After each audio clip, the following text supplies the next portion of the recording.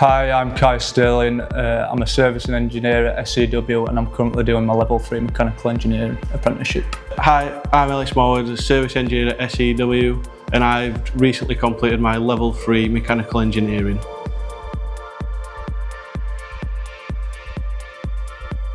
For me, it was my brother. I've got an older brother. He's done an electrician apprenticeship at WDH and he's had a positive outcome from what he did during college and during work, so that's what inspired me to apprenticeship.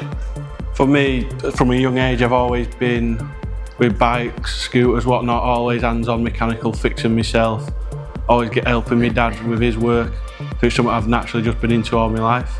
So I thought no better way to get an apprenticeship and learn while on the job.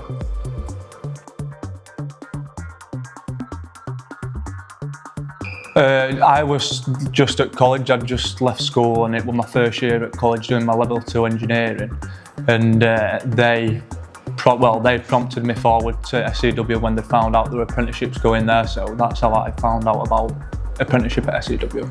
For me, I knew someone in the office who was obviously with friends with my mum and dad, so I just asked them and got the job really, about 9 years ago.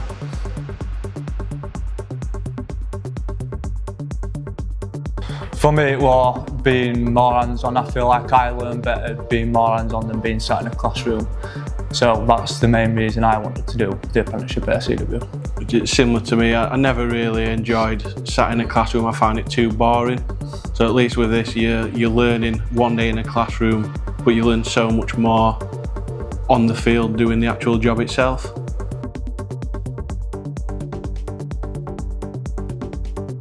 I said mine varies, so I started off on the production side, so I learned how to build all the units prior to me then moving to service, which is now they come in and strip them, assess, repair when they've been quoted, and then there's multiple site visits, like always doing CDM, which is collecting data off the units to then, it's all online system where it helps customers.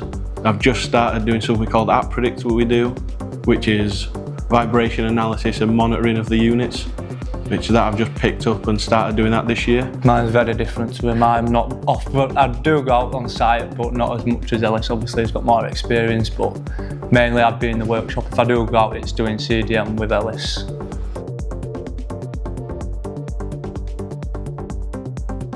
For me, it'd be doing CDM, going out on site, seeing how our units actually operate, because all we do here is service them. So seeing them, how they work out on different sites, it's interesting.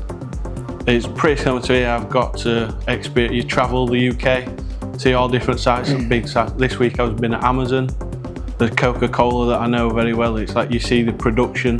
There's a lot of products you use. Like I've been to British Sugar a lot. And like you can see from the raw sugar beet all the way to the final product.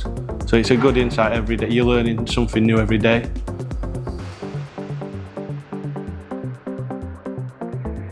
For me, it was just a basic knowledge of mechanical engineering side. When I first got this job, I had not one bit of insight of actually what mechanical engineering was. So my basic knowledge of what it actually is has gained massively over the years. With me, it's machine work, like using lathes, millers, to modifying any component we have for customers' needs, which I knew some mechanical stuff, but nothing machine-wise. So now I know quite a lot and do a lot of work as well, machine to modify or make something that we need for day-to-day use.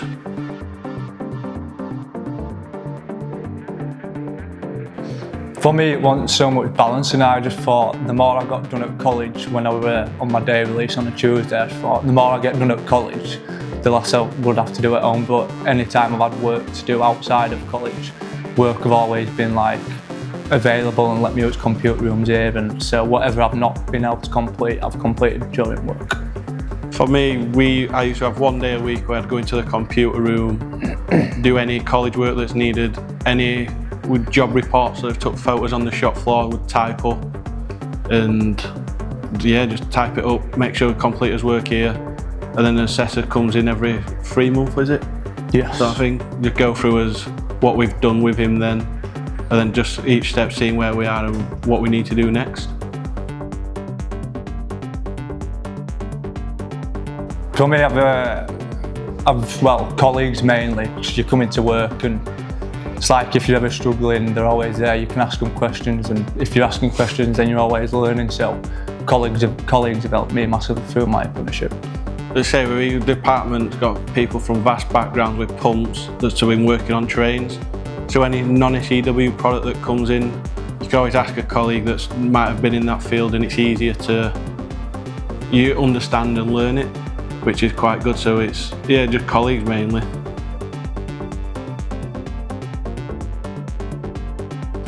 I'd say my first challenge was putting too much pressure on myself, to coming into an environment where people have had a lot of experience.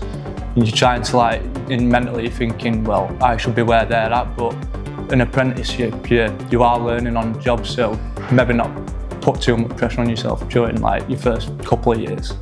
I think for me, probably when I first started the apprenticeship, it was just finding the right balance. So sometimes we'd be having an assessment with a tutor at college, and they'd oh, you haven't done this, you haven't done that. But that's due to the work where you've done more work. You're just trying to find the right balance to fit it all in.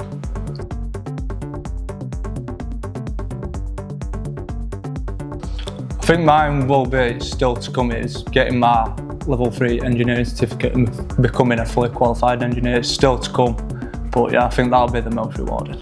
For me, it's just travelling the UK. Like I say, Scotland, Wales, jobs in Ireland, some abroad. There's many different sites you get to see. A lot of it you see, like big products that you can see how it's all runs the UK source of some of it, like at the airports as well. You can see the other side of what you don't normally see in just day-to-day life.